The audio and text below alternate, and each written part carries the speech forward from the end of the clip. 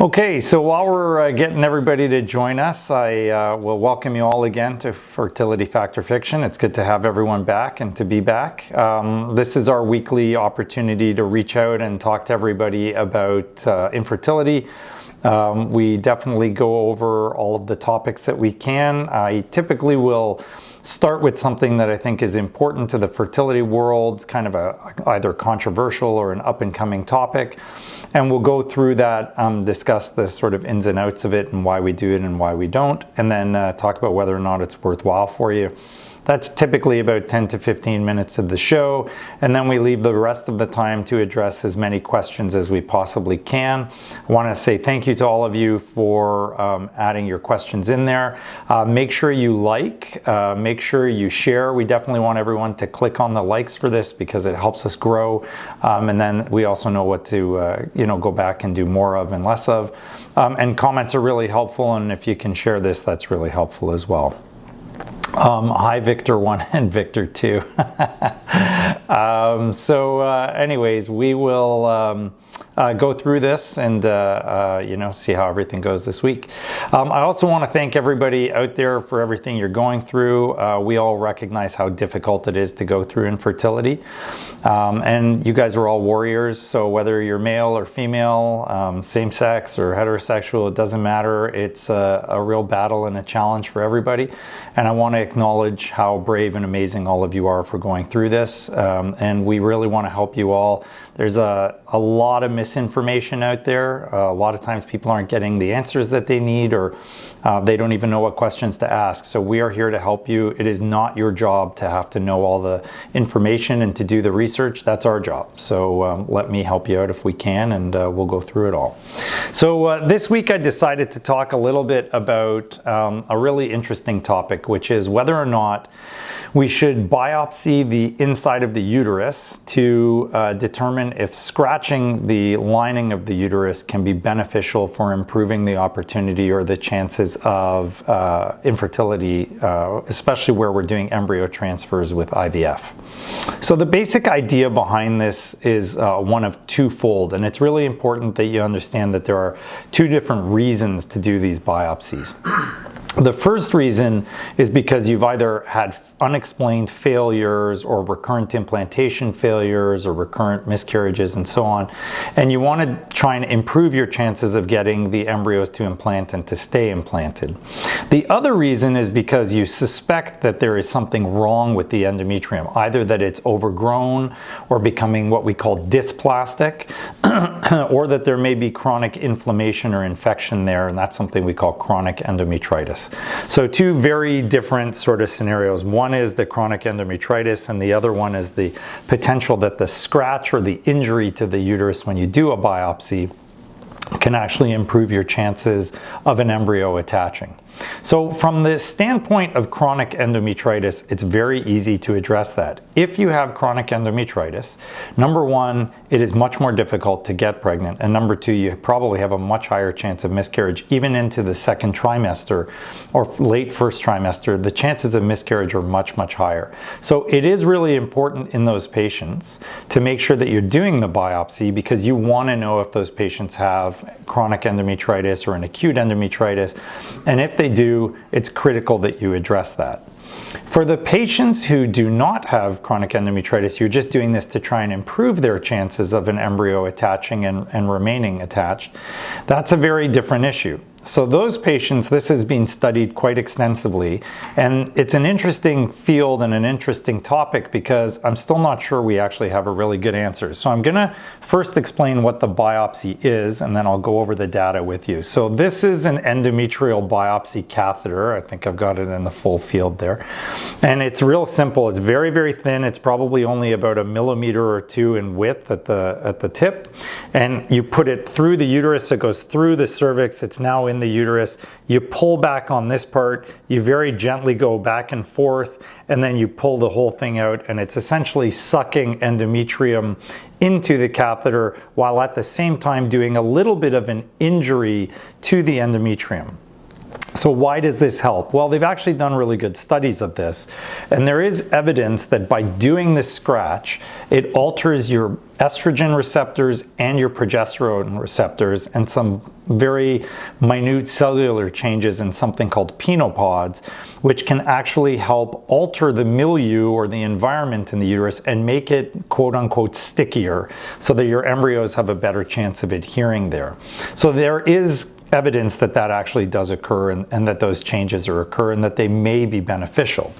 So people have obviously studied this in numerous different trials, and the problem is, depending on what the definitions were and what the patient population was and what they were looking at, it's anything from no to maybe to yes, it makes a difference. So I'm going to show you some studies here. So this is one study from Fertility and Sterility where they studied a bunch of different other studies called a meta-analysis. And in this trial, they said ultimately that they actually did not see a difference in clinical pregnancy or live birth when they analyzed all of the studies.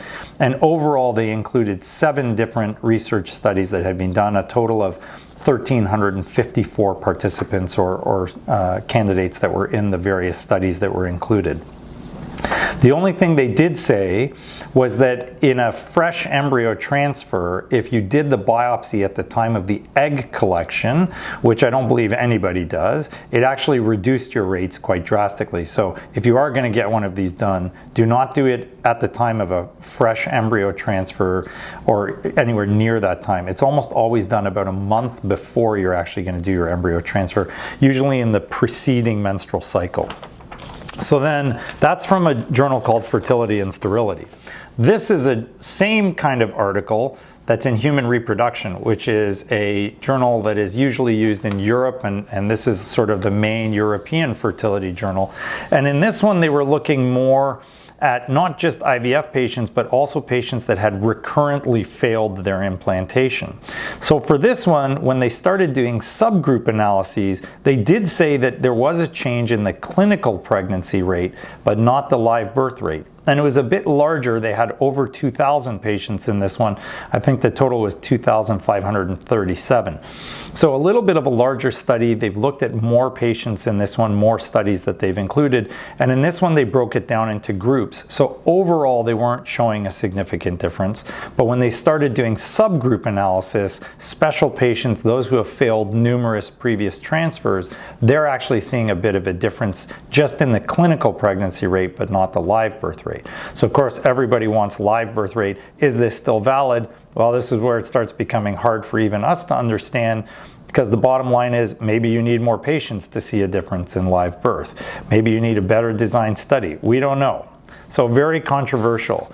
There's also a New England Journal of Medicine trial. This is obviously the holy grail of all things science. And in this study, they actually did a randomized controlled trial. They used 1,364 patients.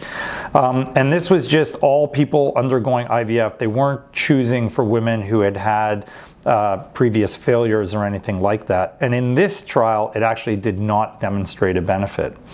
So in terms of whether or not this is useful, the jury is still out. It looks like if you have sort of just gone through a garden variety IVF cycle and you don't have a history of any specific kind of failure or previous failure or recurrent implantation failure, there's probably not much evidence out there to support doing the scratch. Is there any harm? Only if you do it in the same cycle, potentially, but not if you've done it in the preceding cycle, then it generally should be okay. Is there any other kind of harm? Well, there's always potential harms. You can have injuries, you can have bleeding, it can be quite painful and uncomfortable, and there really isn't a great way to make these procedures less uncomfortable. There's some special techniques and tricks we use. Try not to hit the fundus, don't go too deep, make it as quick as possible, but generally speaking, this is uncomfortable, and when I'm doing them, I sincerely apologize to all my patients because I don't want to do this, to just everybody willy-nilly. You definitely want to make sure they understand what they're getting into. We really think it's probably beneficial or potentially beneficial only in those patients where they have had recurrent implantation failure. So again, if you're doing this in just a general population, it's likely not going to be beneficial based on the best evidence we have so far. If you're doing it in that recurrent implantation failure group, it may be beneficial, but we genuinely don't know. And this kind of touches on what we talked about a couple weeks ago with the endometrial receptivity array. We know that does not appear to make a big difference except for very specialized groups of patients. But in general, any kind of scratch of the uterus, that whole inflammatory process it's causing, it may be beneficial, it may not be beneficial. We don't know. We definitely think if it is beneficial, it is only helpful in those patients with recurrent implantation failures. So you've done multiple different embryo transfers, it doesn't appear to be working, and so you're looking for answers and ways to fix that. And definitely at that point, you also want to rule out something like chronic endometritis. So this can be both diagnostic, meaning you're looking for an answer, and therapeutic, because if it helps, it's going to help, and you've already done it for the diagnostic part. Why not get the benefit and the advantage of doing it from the standpoint of therapy as well? So fact or fiction, does the endometrial biopsy work? We're not sure. Probably not for the general population, but it certainly may benefit certain groups of patients and specific subgroups of patients. I still think larger trials need to be done. Pretty much all of these studies say don't do it until a larger trial has been done. And I would probably support that, with the exception of those patients where you are looking for chronic endometritis and you want a diagnosis in place. So with that, I think I'm going to start taking some questions. Biopsy. Well, like I said, if you've had multiple transfers, I think that's very reasonable to do. Because you might be looking for the chronic endometritis. And again, it doesn't have any harm aside from the pain. It's unlikely you're going to get severe hemorrhage or bleeding. It certainly, as far as I know, has never caused any infections. So the likelihood that this is going to be traumatic or detrimental in any way is low, but we're not sure if this is actually beneficial. If you failed multiple transfers, 2, 3, or more, I think it's reasonable to rule out other possibilities, like there's a polyp there, or there's chronic endometritis or acute endometritis there, or there's some other problem with the lining of the uterus that you want to correct. Okay, so from Facebook, is there any evidence to support natural cycle embryo transfer versus controlled? Yeah, there's about 10 million different studies and they all say something different. So the reality is that the most current evidence suggests that in most patients, a controlled cycle seems to be a little bit better. But there are many studies that have shown that there is no difference whatsoever. So typically with something like this, if you feel more comfortable with a controlled approach to things, go for it. If you feel more comfortable doing it natural, that's fine too. You just have to be very cautious about your hormone levels. Make sure that there's no issues with having excess progesterone or excess estrogen levels. You want to make sure that you are not prematurely releasing an egg, which can set off your progesterone timing, and then you've got problems as far as synchronization. So nothing that is very specific about this that definitely says one technique is better than the next. The majority of the studies support a controlled approach, and that's typically what we use, but I've used natural for patients that want to use that with very good results as well. Okay, so just going back, I think we've got a question here. Can you post this live, please? I tune in every week and can't watch right now. I'd love to watch later. Yeah, actually, it's posted on Facebook, the first 24 hours on Instagram, and then it'll be on YouTube and very shortly attached to our website as well. So you can watch Fertility Fact or Fiction every week afterwards. It'll be there and you can go back and watch them later. I did an endometrial biopsy because it was thick and have mini polyps. Yeah, so again, if you have a very thick lining, we start getting worried about the potential that there's something there called hyperplasia. Hyperplasia is when your lining has unfortunately overgrown, and in some cases it can become dysplastic, which means it's actually becoming abnormal precancerous. So that's a whole other situation, and especially if you've been kind of chronically exposed to estrogen, whether it's from polycystic ovarian syndrome or multiple cycles of treatment with us, you are at a slightly higher risk for these outcomes. So it's very, very important that you get that biopsy for that purpose. So again, that's a big difference from therapeutic. What you're doing is diagnostic, and I definitely want you to do that because that's really critical. It's important. Okay, fact or fiction, PCOS affects ability to breastfeed. That's a good question. Generally speaking, no, although I think there are some studies that have suggested that it can be a difference with breastfeeding. If you have significant enough PCOS that your hormonal alterations persist even after you have delivered, I guess in theory it's possible, but typically after a delivery your prolactin levels are so high that it should overcome most of the pituitary issues that can lead to PCOS. So it shouldn't be a huge issue for you, and if it is, there are treatments that we can use to help you. We frequently use domperidone. The naturopaths use things like fenugreek. There are many different things that can be used to assist you to help produce more milk. Frequent pumping, lots of rest. There's a lot that can go into breast milk production, so that's a great question. When you are first testing for infertility and do a biopsy of the uterus, is it the same type of tool? Okay, so I don't know about everybody. I can only speak for myself. I noticed one of my colleagues is watching right now. So that individual may want to pop up and answer as well, but I don't do endometrial biopsies as part of an initial fertility workup unless there is a history of recurrent pregnancy loss, multiple late first trimester or early second trimester miscarriages, or the lining looks like it's really concerning. It's cystic, it's got features of hyperplasia or even endometrial cancer. So it's not usual to see that someone's doing an endometrial biopsy as part of a routine fertility workup. It's more of an advanced fertility workup after you've either failed or there's a concern identified there. It was painful. Yes, it is very painful. Take ibuprofen. If you are going through an endometrial biopsy, take around 600 milligrams of ibuprofen at least an hour or two before you go. Make sure you take it on a full stomach. That's really important as well. Make sure you're not allergic or have any contraindications to taking the ibuprofen, but that does cut down on the pain. The type of catheter is also really important. So we order this one especially for doing these endometrial biopsies. It's way more gentle. You guys can't see it because I'd have to have a super duper close-up, but there's only one tiny little hole right here at the tip, and it's much more gentle than using some of the other ones that we use. In the past, we used to use these ones that were connected to a lockable syringe, so it creates a really huge vacuum in there. It's a 10 cc syringe, so you're creating a lot of negative pressure.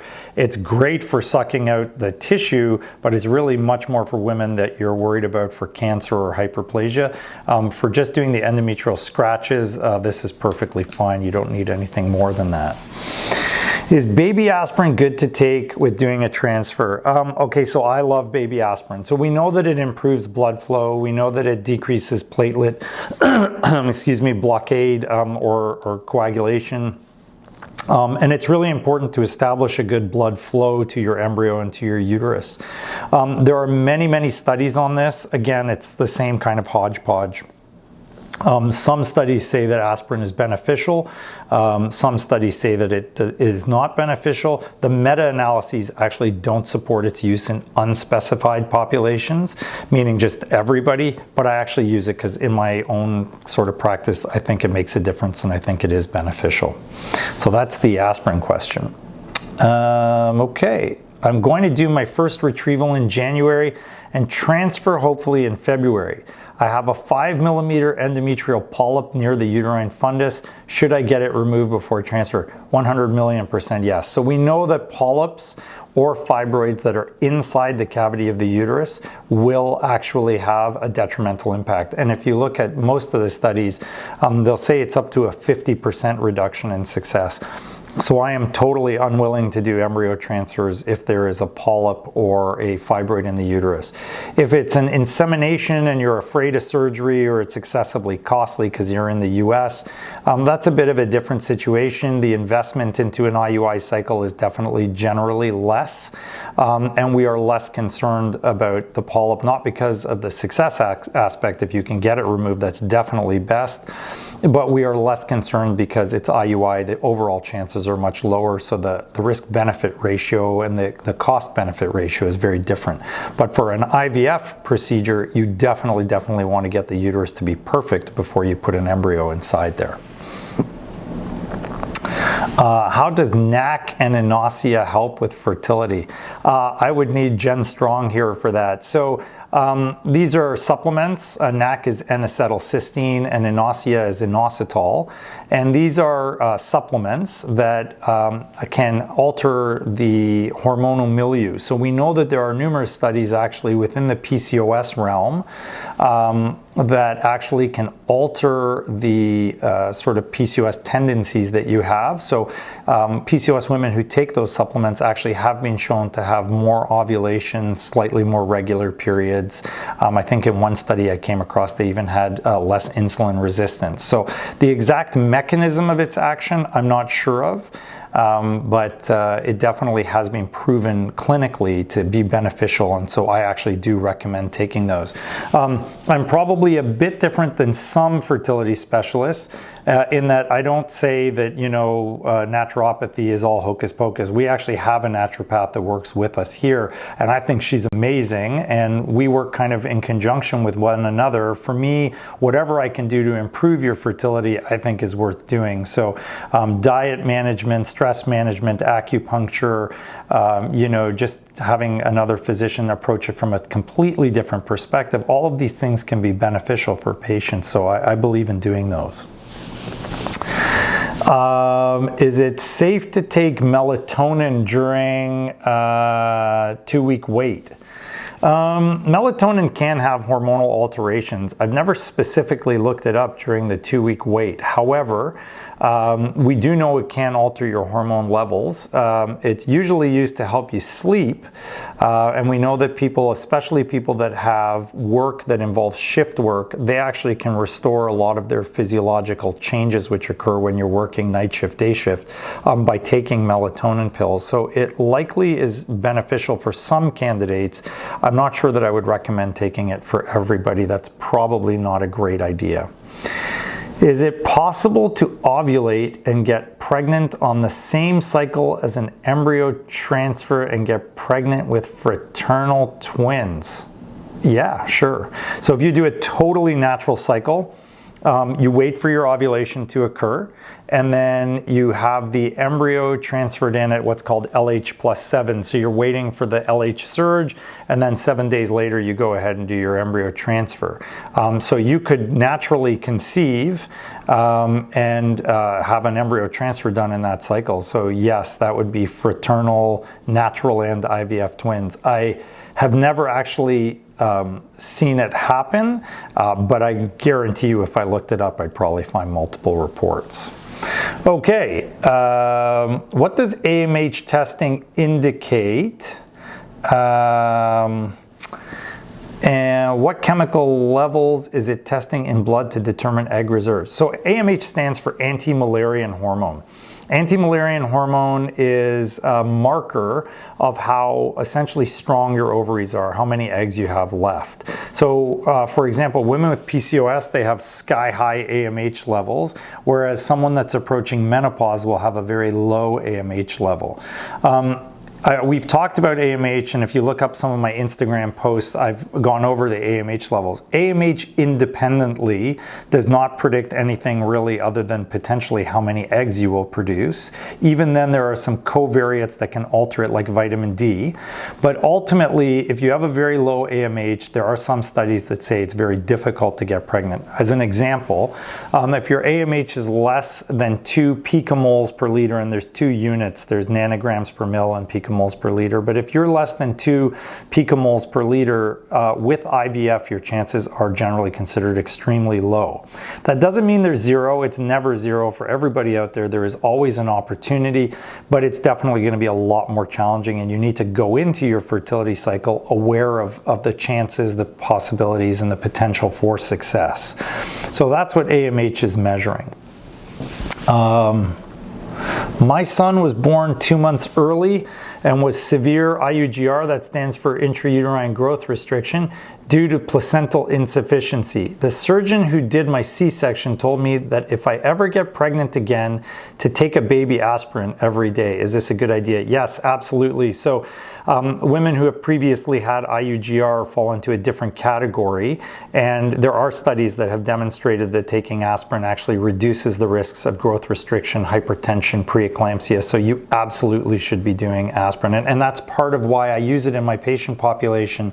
It's not just to improve the success rates, but because I take care of my patients after I've gotten them pregnant, I actually watch them through their pregnancy. I know that our IVF patients, and this is readily available in multiple studies, are at higher risks for things like IUGR, placental insufficiency, hypertension. Aspirin has been proven to reduce those risks. That's a big part of why I use it. And starting it late is too late. You got to do it right at the time where you're making the embryo or even before. So we have almost all of our fertility patients on aspirin. Not everybody, but a majority of our patients are on aspirin. Okay, back to Insta.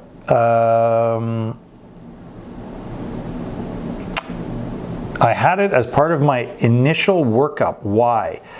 Well, I can't answer specifically unless the physician, including myself, thought that there was a risk. I'm assuming we're talking about the endometrial biopsy, but you know, why would you have it part of your initial workup? If they were concerned about your lining, if you had had multiple previous failures, if they couldn't figure out what was going on with your lining, it wouldn't thicken, it wouldn't, you know, act appropriately, they couldn't get it to be a triple layer. Those are all reasons to do it. So it really is a case-by-case kind of issue, and you really have to see what happens in each individual scenario. Okay, if you were unable to produce breast milk with the first pregnancy, will it be the same outcome for the second pregnancy? Wow. We should probably get a lactation consultant on the show one day. I will work on that for you guys. Not necessarily, but it's highly likely. The problem with breast milk questions is that it entirely depends on why you couldn't produce sufficient breast milk.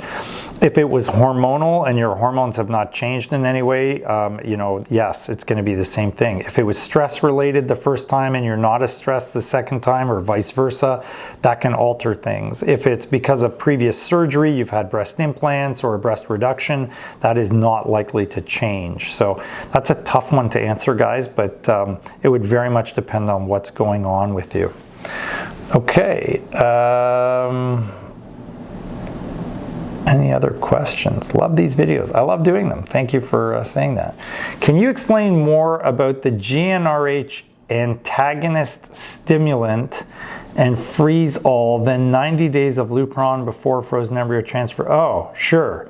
I have stage 2 endometriosis. Okay, so this questioner is asking about why we do a IVF cycle and then use Lupron in order to get you to shut down your hormone production before doing an embryo transfer if you have endometriosis. So real quick lesson, endometriosis is the presence of the cells from inside your uterus outside your uterus, like in your pelvis, on your ovaries, your tubes, the back of your uterus, the lining of the abdomen. So because it's in the wrong place, your body recognizes that and sends out a big immune response to try and attack those cells. When it's attacking those cells, it's very non-specific. It's attacking everything. And it summons a lot of immune activity into your whole entire pelvis, including your uterus. So your uterus can become a very immunologically hostile place for an embryo to land.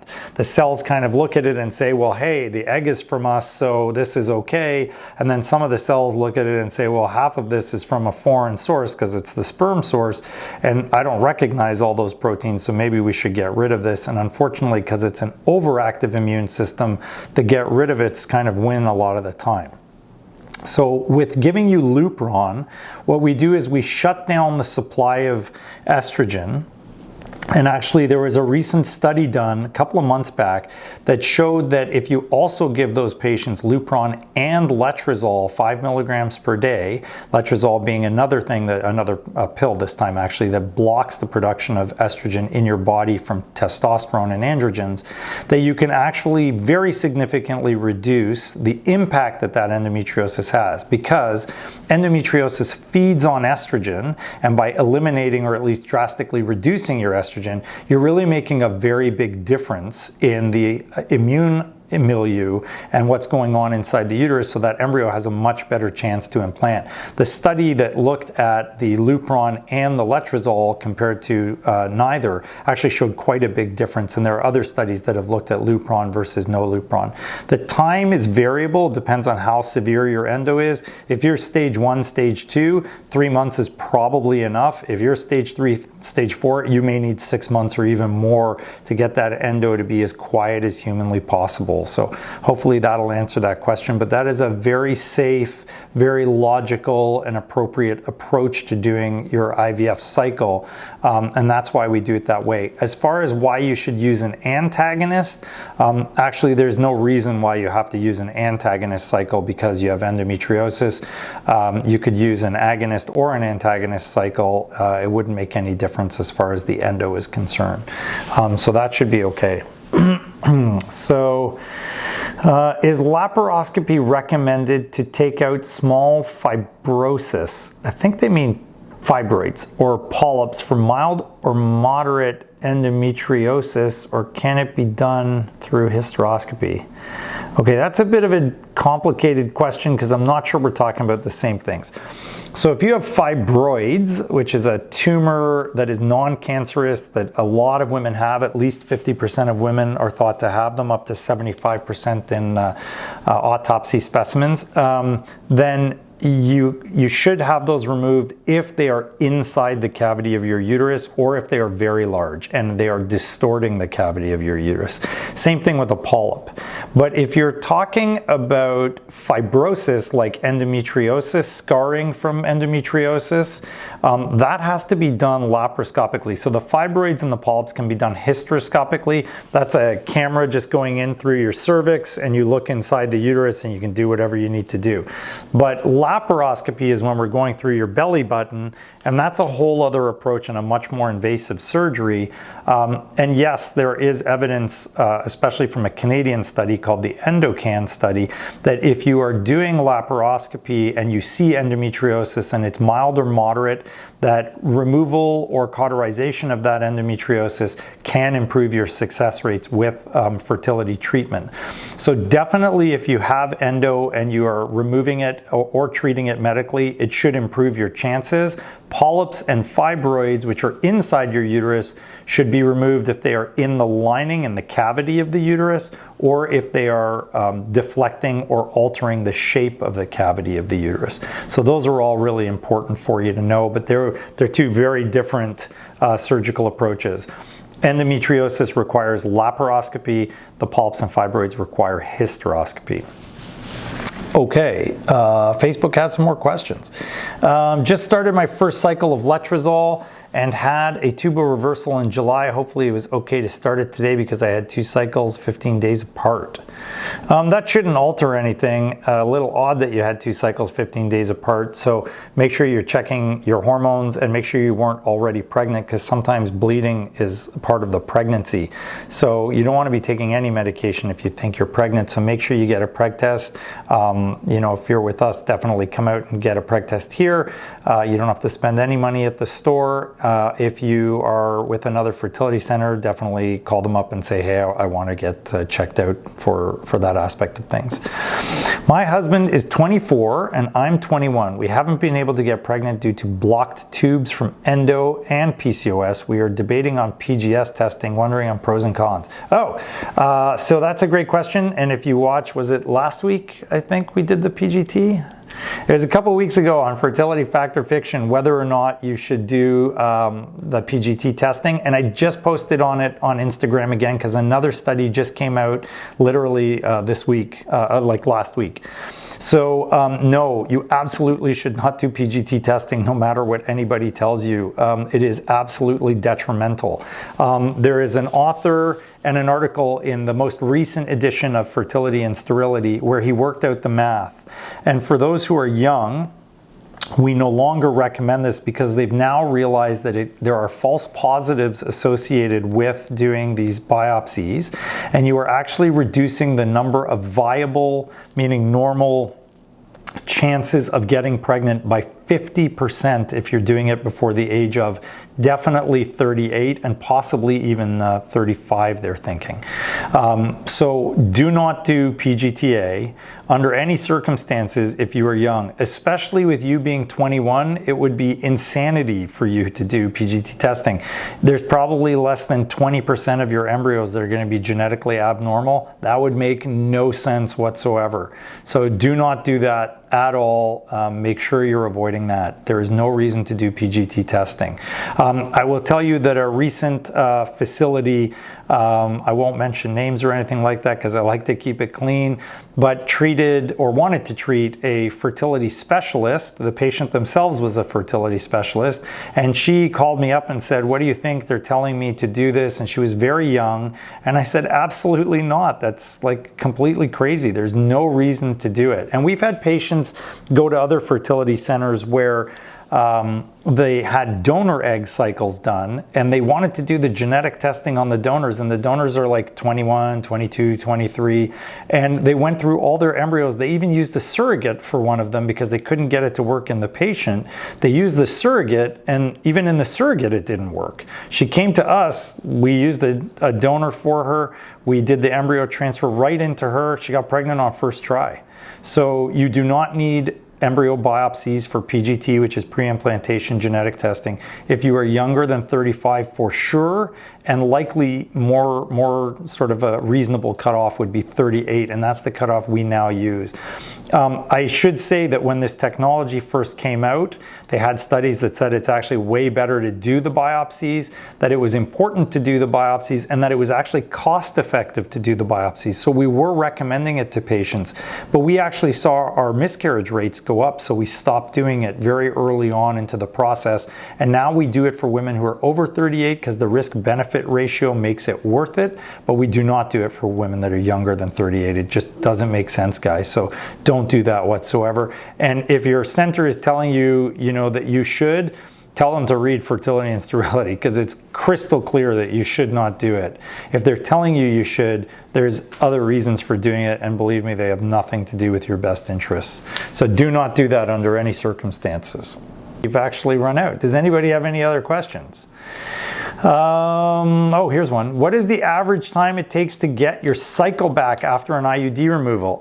It depends on the type of IUD. So in average times with a progesterone or a levonorgestrel containing IUD, so this would be Jadis, which is no longer used, Kylena or Mirena, it's about 3 months. If it's a copper IUD, you never should have lost your period, so your period should be right back at the normal time. Let me see if there's any other questions up there. Oh, right there. What's the time protocol between cycle day 1 and embryo transfer? Oh, that's a great question. It very much depends on what we're doing and how we're doing it. So if it's a natural cycle, you'd anticipate your embryo is going to go in most likely somewhere around day 17 to 19. If it is not a natural cycle, then we're probably actually starting your treatment in the cycle before. So day 21, we might give you a Lupron shot or start you on the nasal spray Suprafact, or some people use the daily shots. So it all really very much depends on what kind of cycle you're entering into. So I'd say on the low end, like 14, well, not more than 14. So let's say 17 to 19 days. But on the high end, if you're doing one of these Lupron protocols for endometriosis, it could be 6 months. So it's very variable depending on what you need. I have two 90-degree angles in my cervix. Can this impact an FET? Yeah, if you have a cervix that's very difficult to get through, it can make it very difficult for the embryo transfer, because the catheter, most people are using embryo catheters that have like a fairly rigid, like this is a plastic, clear plastic, but you can see it's fairly stiff, right? Like it's hard. I'm actually putting some effort into bending this. And then you've got this guy, which is a lot softer. Embryo catheters are kind of like this, but the inner one is super, super soft. So the outer catheter is rigid, and you can't get the outer catheter through 90-degree turns that easily because it's too stiff, and you can't get the inner one through it because it's just going to fold all over the place before it goes through. I had a recent patient come to us all the way from Saskatchewan, and they tried to do embryo transfers on her there, and both times failed. After they had done her IVF, they actually couldn't get the embryos in properly. She came to me. I actually operated on her here in Ontario. Go Windsor Regional, I love you guys. And I managed to sort of trim back or shave back the part of her cervix that was really tight. And she just came back all the way from Saskatchewan to see me recently last week. I passed an IUI catheter through her on first try with absolutely no problem, so she's set to go. So it can be very easy to fix, and it probably should be fixed if it needs to be corrected. Okay, getting pregnant after a D&C before an initial period, are there higher risks for miscarriage? Well, that's an awesome question. Thank you for asking that. Not that I've ever read or am aware of. It actually happens very frequently, and it's probably because of what we were talking at the beginning of this whole session, which is the injury to the uterus can actually change the progesterone and estrogen receptors and some physiologic changes in the lining, and it may make it more receptive. So if anything, it might decrease your chances of miscarriage, not increase them. What is the live birth rate percentage from a PGS pregnancy? It incredibly is dependent on the patients. So just because it's genetically normal does not guarantee that it will implant. If you look at all the studies, you took everything in the world and you pop them all together, you probably average out somewhere around 50 to 60% per PGT tested embryo. But it very much varies on you. So if you have endometriosis, unfortunately your chances can be lower. They don't have to be, but they could be lower. If you have fibroids, if you have poor energy efficiency in your eggs, your mitochondrial DNA count is suboptimal, and so on, those can impact the implantation and success rates. Definitely if you have bad habits, smoking, drinking, drug use, weight can be a huge factor with IVF. So all of these things play a very significant role and can alter your chances. So it's really difficult to pinpoint it for everybody and say this is the blanket number, but definitely 50 to 60% is probably what you'll see on average.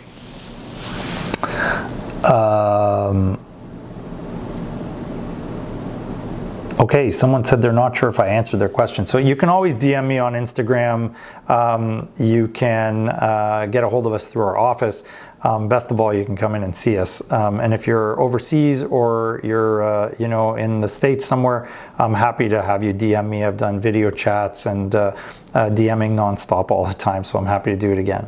How soon after IVF transfer can you get pregnancy symptoms? Well, pregnancy symptoms can often be psychosomatic, so you may actually be feeling them when you're not even pregnant. So in theory, it can actually happen at any time.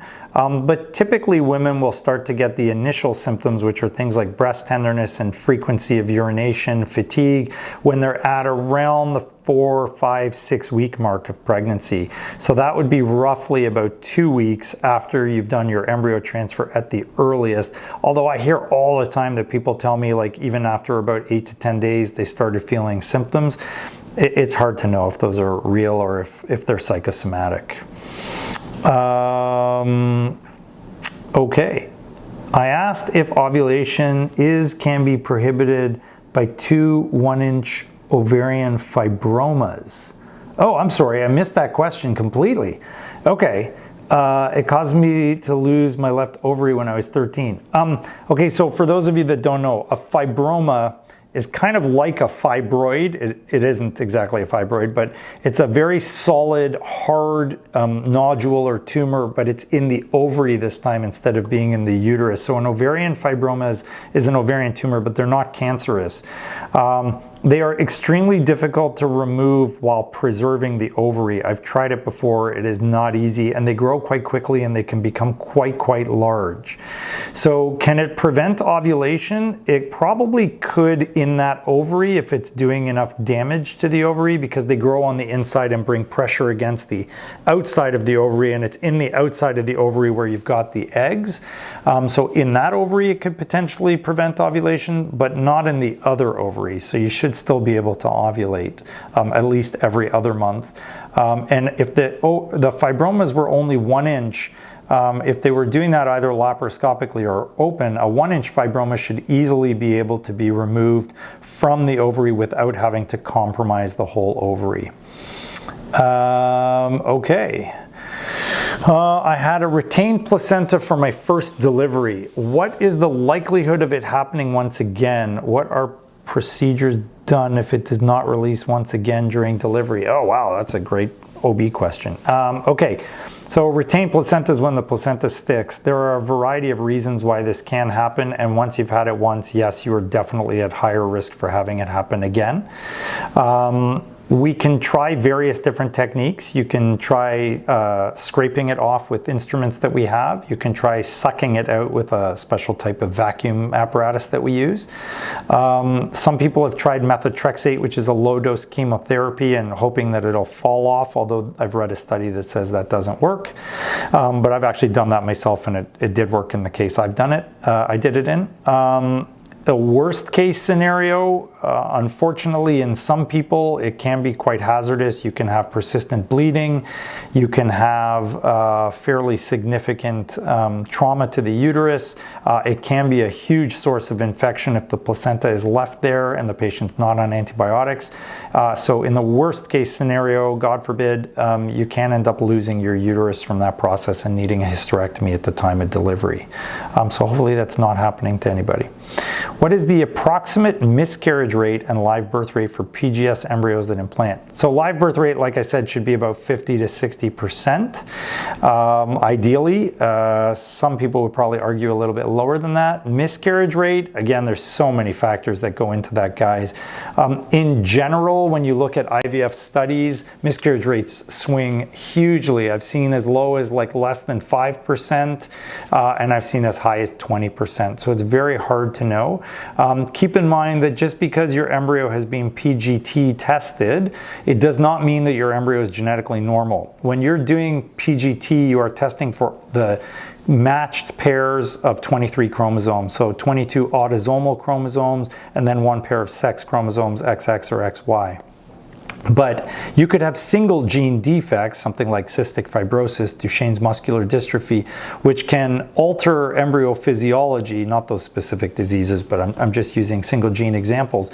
And because the embryo's physiology is altered, it can't continue past a certain point. So even though you may be PGT normal, your karyotype is normal, it doesn't mean the embryo is normal. I had one patient who I always remember fondly, super sweetheart lady, and I hope she's watching right now. She did PGT with us because of her age, and she had 3 genetically normal embryos, and we put the first one in. She got pregnant. She made it to her anatomy scan, and there were so many abnormalities with that baby that we had to terminate the pregnancy. So just because you are PGT tested does not mean that the embryo is normal, and that's really important for people to remember. Okay, I'm gonna flip back to Insta for a second. We're missing questions over here. I'm 22 now and don't know if I should give up naturally trying or just jump into IVF. Wow, I would need to see you and talk to you about your history. That's really complicated without going into detail in public, which I don't want you to do. We would really need to know a lot about you and figure it out. Does everybody need to jump into IVF? No. So there are loads of things we can do from a lifestyle perspective. There are supplements, there are natural approaches. Sometimes it's as simple as giving you guidance. You'll see my recent posts on vitamin D. It has a huge impact on how long it takes you to get pregnant. There is a tremendous difference. I think it was about a 40-point spread of the number of people that took more than 6 months to get pregnant just based on your vitamin D levels alone. So it can be something very simple. Sometimes you need a little bit of help, like insemination. Sometimes you need help just making more eggs to improve your chances. And yes, sometimes you need IVF, and other times you need surgery. So fertility is never just IVF. You know, there's a lot of fertility physicians and fertility centers that just want to churn you through what I call the IVF machine. That's the wrong way to approach this. Every patient's individualized. Their care needs to be individualized. It would be silly for someone to walk through the door and be told you need IVF every single time, because not everybody needs IVF. And certainly from my perspective, I don't want to do it unless you need it. There are circumstances where you do need it, and there's no question that it's definitely your best chance of getting pregnant almost in every situation. But that doesn't mean everybody has to do it. So never just jump into IVF. First find out what's wrong, then find out what your options are, then weigh them, consider them. You're certainly welcome to ask us for guidance. But if you're going to a center where they just keep pounding IVF, IVF, IVF, and it's not because you have to do it, like your tubes are blocked or the sperm quality is so poor, IUI won't work, then that center is not the right center for you. Go somewhere else. And that's a great question, so thanks for asking that. Okay, what is the best time during the cycle to do intralipids? Trying the cycle. Oh, awesome. Okay, so there's different approaches to this based on the different studies that are out there. Some people do it 5 to 10 days before embryo transfer. Other people do it on the day of embryo transfer. Almost everybody does it at the 2-week point when you get your results and you're positive, and then at the 6-week mark as well. Some of the studies continued it and continued to do it every 6 weeks till around 32, 34 weeks. That's traditionally what we've done here, not because there's strong evidence to support it, but because everybody is terrified of messing with something that's worked. And I kind of support that. I think if it's working, let's not create any confusion or concern or anything like that. So we typically will continue it for the majority, but not all of the pregnancy. And most of the time I'll either do the 5 to 10 days before or the time of the transfer, or even both, and then definitely the 2-week and 6-week and so on. Facebook, what is the approximate, oh, we did that one, sorry. And are ovulation strips accurate while taking letrozole? Yes and no. So if your PCOS has a very high LH level endogenously, those sticks are measuring your LH level. So they may not be that accurate, because if you have really high LH level, a lot of women come in and they say, I'm just positive all the time, and obviously you're not ovulating all the time. But if it's not PCO or your LH level is not that elevated, generally speaking, those kits can be anywhere from about 93 to about 98% predictive. So yeah, they're pretty good. Do you have to ask to be tested for vitamin D levels? I'm not sure what my levels are, and I've been doing fertility for a few years now. Yeah, so I'm big on vitamin D. I actually spent an ungodly amount of money on a vitamin D testing machine. It's called an ELISA machine. So we use the ELISA machine to test our patients' vitamin D levels, because once I realized how important it was about a year and a half ago, we invested in the machine to get it up and running and to make sure we're measuring all our patients' vitamin D levels. So it is a standard part of our testing here. Does everybody test it? Actually, I think very few people get tested for their vitamin D levels when they go to a fertility center. So you definitely should have it done. How do you do it? You can ask for it through your family doc, but you have to pay for it in Ontario. In the US, I'm sure you just ask to get it tested. If you don't want to bother with the family doc because you're paying for the test, you can literally walk into a lab and say, I want my vitamin D tested, and they'll do it. And you can get that done very easily. If you're one of our patients, we just automatically do it for you. It's $30 to get your vitamin D tested. So that's super simple. Okay, I think we're winding down. It is 8:54, so a couple more questions. thank you for the nice things that you guys always say to me. I should thank everybody for that. I love you all too. This is really fun. I appreciate the positive comments. Like, share, click on all the likes, thumbs up, all that stuff to help us out here. I saw your post about low vitamin D. How long does it take typically for your levels to come up back to normal? I'm taking top dosage. Usually it's actually pretty quick as long as you absorb it well. There are people that don't absorb vitamin D well and they have to take very high dosages or get it injected into them. So get it checked probably within about a month and see where your levels are at. Do you take patients you see from Sarnia for the IVF procedure in Windsor? We will be very soon. So for our Sarnia patients, we will be doing the IVF in our clinic. Actually, a bunch of the equipment arrived today. It's all getting set up. We're hoping to be up and running in the new year very, very soon. So the Sarnia patients will definitely be coming. Chatham, Sarnia, Leamington, Windsor. We're hoping loads of people from London, and then all of Michigan, Ohio, Indiana. It is so much cheaper than doing IVF in the US. So we are definitely hoping to do that. Okay, a couple more questions. How many embryos can you transfer at one time? So we covered this last week. If you watch Fact or Fiction from last week, you can transfer really a maximum of 2. Blastocysts, you can transfer up to 3 day 3, but we generally recommend you do them one at a time. What do I need to know about endometritis? Endometriosis and endometritis are completely different, by the way. Endometritis is an inflammation or infection inside your uterus. Endometriosis is the presence of the cells that are inside your uterus outside of the uterus. What do you need to know? You just need to know that it's not good for fertility or miscarriage, so you definitely want to get it tested for. And it's just an endometrial biopsy that does it.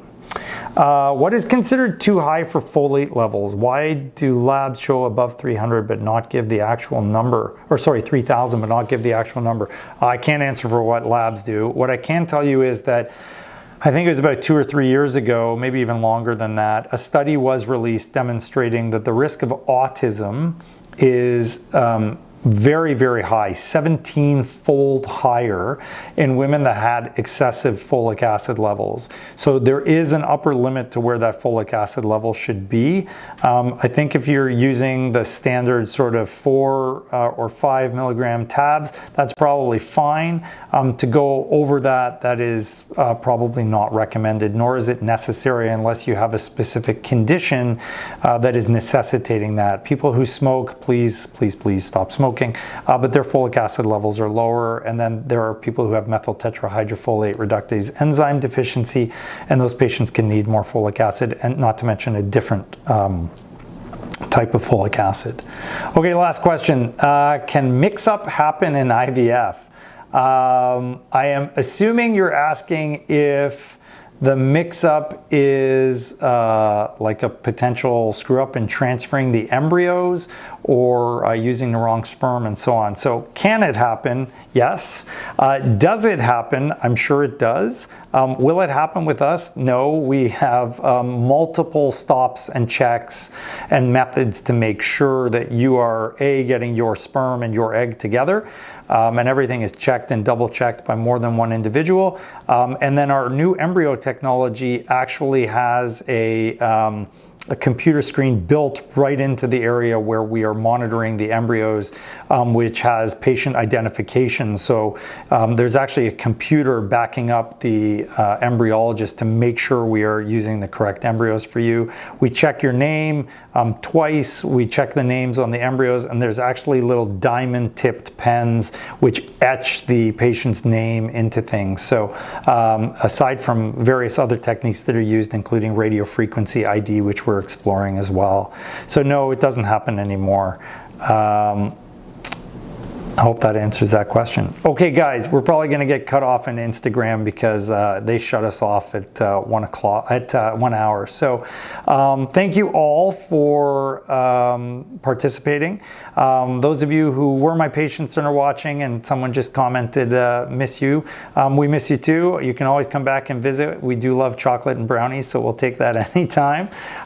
Those of you who are new or want to come and see us, by all means, just reach out. We're happy to do it. And anybody that needs help, you know, for doing stuff on Instagram, I'm not there to charge you or try and make a living off of people on Instagram. So if you need help, reach out. I will always try and do my best to get back to you and help you out. So thanks for listening. Thanks for watching. Definitely share. We want to make this grow, get this as huge as possible. And if you guys have topics you want me to talk about, share those with us. Send them to me on Instagram and I'll use those for Fact or Fiction next time. Lots of love, guys. Have a great holiday. Merry Christmas. Happy New Year. Any other religious occasions that are coming up, congratulations. And we'll see you all next week. Take care.